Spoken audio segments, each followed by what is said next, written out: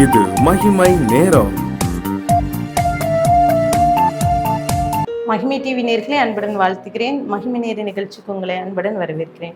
நாம் தொடர்ந்து கிறிஸ்தவ வாழ்க்கையிலே நாம் கடைபிடிக்க வேண்டிய 7 காரியங்கள் யாக்கோபு என்ற நிருபத்திலிருந்து நாம் தியானித்து வருகிறோம். இன்றைக்கு வசனம் இவ்வாறு சொல்கிறது. யாக்கோபு 1:26 உங்களில் ஒருவன் தன் நாவை அடக்காமல் தன் இருதயத்தை வஞ்சித்து தன்னை தேவ பக்தியுள்ளவன் என்று எண்ணினால் அவனுடைய தேவ பக்தி வீணாயிருக்கும். பாருங்க, நாவை அடக்குங்கள். இன்றைக்கு யாக்கோபு தன்னுடைய நிருபத்திலே குறிப்பிடுகிறார் நாவடக்கம். இந்த நாவை குறித்து யாக்கோபு 3ஆம் அதிகாரம் முழுவதும் குறிப்பிடப்பட்டிருக்கிறது. பாருங்க, சில மனுஷங்க பார்த்தீங்கன்னா ஒரு வார்த்தை ஒன்று சொன்னா போதும், அதை 9 ஆக்காம விடவே மாட்டோம். கிறிஸ்தவர்களாகிய நம்ம எப்படி இருக்கிறோம்? நம்மளுடைய நாவு, நம்முடைய வார்த்தைகள் மிகவும் பொல்லாங்கான காரியங்களை நாம் செய்து கொண்டிருக்கிறோம். கிறிஸ்தவ வாழ்க்கையிலே பேசப்படுகிற வார்த்தை மிக முக்கியமானதாக இருக்கிறது. ஒருவன் தேவ பக்தி உள்ளவன் என்று சொல்லியும் தன் நாவை அடக்கவிட்டால் அவன் இவ்வளோ பிரயாசப்பட்டு ஒரு பிரயோஜனமும் இல்லை. நாவடக்கத்தை குறித்து யாக்கோபு மிகவும் தெளிவாக சொல்கிறார். ஒரு சம்பவம், பிரெஞ்சு நாட்டை சேர்ந்த ஒரு ரேனியர் என்ற அரசு வக்கீல், அவங்க குடும்பத்தில் நடந்த ஒரு சம்பவம். பாருங்க, ஒரு நாள் அவர் தன்னுடைய வேலை பளுவின் நிமித்தம் தன்னுடைய மனைவியுடன் வந்து சொல்றான், வாய மூடு அப்படின்னு சொல்லி ஒரு வார்த்தையை சொல்லி விடுவார். அதை சொன்ன நாளிலிருந்து அந்த பெண், அந்த மனைவி 30 வருடங்களாக தன் கணவரோடு பேசவே இல்லை. வைராக்கியம். அவளுடைய பிள்ளை மகளுக்கு திருமணத்திற்காக எல்லா காரியமும் ஒழுங்கு செய்கிறார். அப்போ கூட எல்லாரும் உறவினர்கள்லாம் இப்பவாது இந்த பெண் பேசுவார் என்று பார்க்கும்போது இந்த மணப்பெண் அந்த உங்க மகனை பிடித்திருக்கிறதா என்று கேட்கும்போது தலையை மட்டும் ஆட்டினாராம்.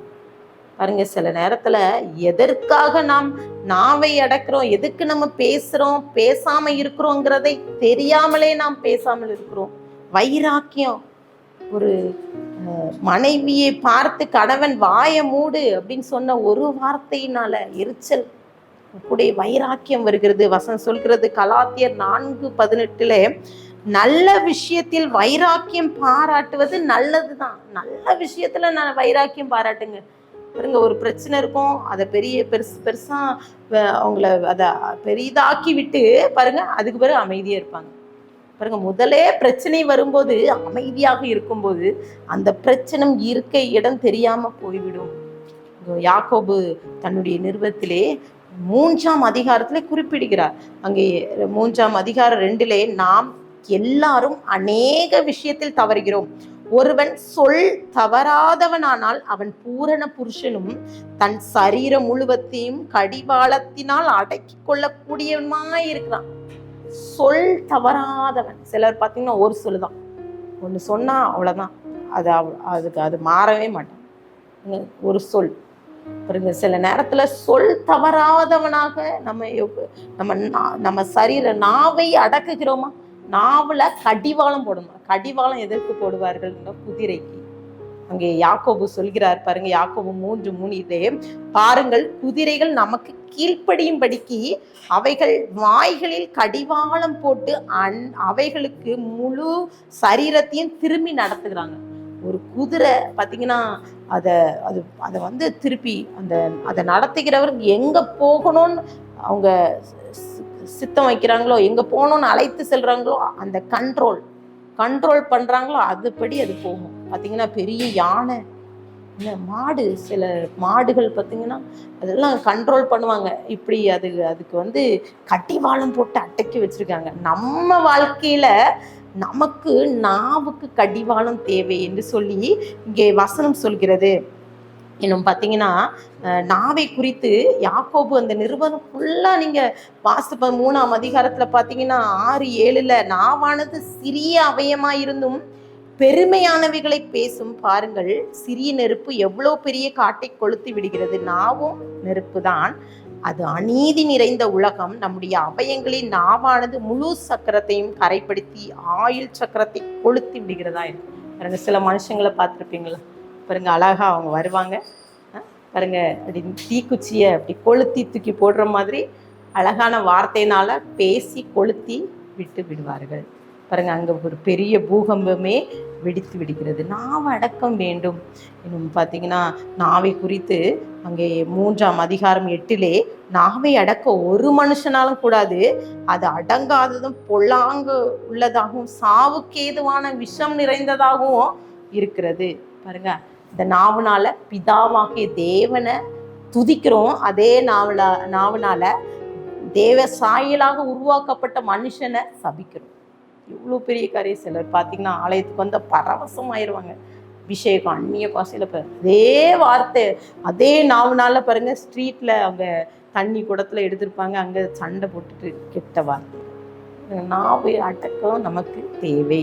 உலகம் எப்படியும் பேசும் என்பதற்கான ஒரு அழகான ஒரு சம்பவம். ஒரு தகப்பனும் ஒரு மகனும் அவன் தூர பயணம் செய்கிறாங்க. அவங்க தூர பயணம் செய்யும்போது அங்கே அவர்களோடு கூட ஒரு கழுதையை அழைத்து செல்றாங்க. அப்போ அந்த கழுதைக்கு சேனம் எல்லாம் மூட்டி அதை கொண்டு போறாங்க. அப்போ பயணம் தூரமா இருக்கிறனால அந்த சிறு பையனை அந்த கழுதைக்கு மேல ஏறி வைக்கிறாரு அந்த தகப்பன். போறவங்க பார்த்து என்ன சொல்றாங்கன்னா, இந்த தகப்பனை வச்சுட்டு மகனை ஏற்றி வச்சிருக்காங்களே அப்படின்னு. அடுத்து மகனை இறக்கி விட்டு தகப்பன் வயது முதிர்ந்த தகப்பன் மேலே ஏறி இருக்கிறார். அப்போ போறவங்க சொல்றாங்க, இந்த கிழவனுக்கு வாழ்வை பாருங்க, பிள்ளைய கீழே இறக்கிட்டு அவர் போறாரு. அது கொஞ்சம் கொஞ்சம் தூரம் செல்லும்போது 2 பேரும் ஏறி செல்றாங்க. 2 பேரும் ஏறி செல்லும் போது அந்த கழுதையை பார்த்து சொல்றாங்க, பாரு பாவம் இந்த கழுதைக்கு மேல 2 பேரும் ஏறி போறாங்க. அதன் பின்பதாக அவங்க 2 பேருமே கீழே இறங்கி போறாங்க.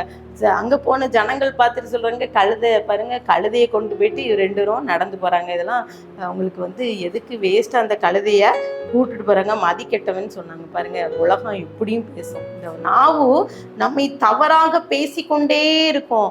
இந்த சங்கீதம் 39:1 என் நாவினால் பாவம் செய்யாதபடிக்கு நான் என் வழிகளை காத்து துன்மார்க்கன் எனக்கு முன்பாக இருக்கு மட்டும் என் வாயை கடிவாளத்தால் அடக்கி வைப்பேன் என்று சொல்லியிருக்கான்.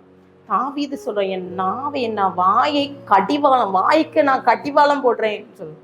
சங்கீதம் 32:9 வாரினாலும் கடிவாளத்தினாலும் வாய் கட்டப்பட்டால் ஒழிய என் கிட்ட சேராத புத்தி இல்லாத குதிரை போலவும் கோவேறு கழுதை போலவும் இருக்க வேண்டாம் என்று சொல்லும். புத்தி இல்லாதவர்களா இருக்க வேண்டாம்.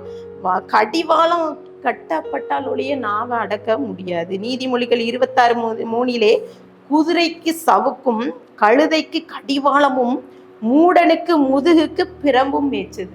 பாருங்க, சில நேரத்துல நம்மளுக்கு என்னதான் சொன்னாலும் நம்ம நாவை அடக்க யாராலே முடியாது. பாருங்க, யாவது சொல்லிட்டு இருப்பாங்க. சில மனுஷங்களை சொல்லிக்கிட்டே இருப்பாங்க. 10 வருஷம் முன்னாடி நடந்த கதையில இருந்து தான் இப்போ சொல்லுவாங்க.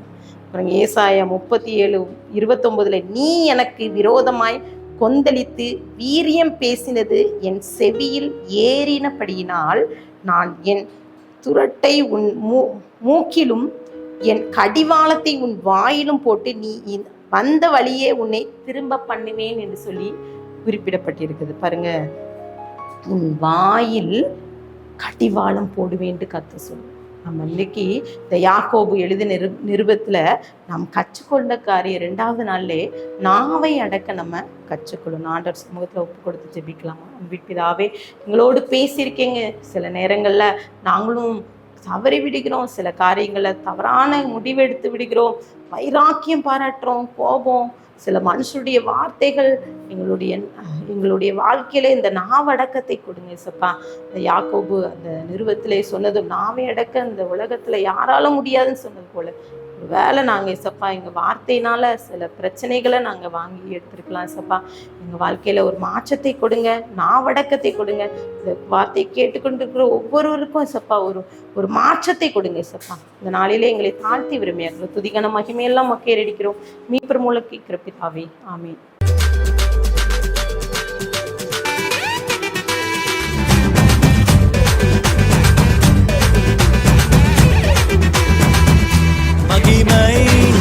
மகிமை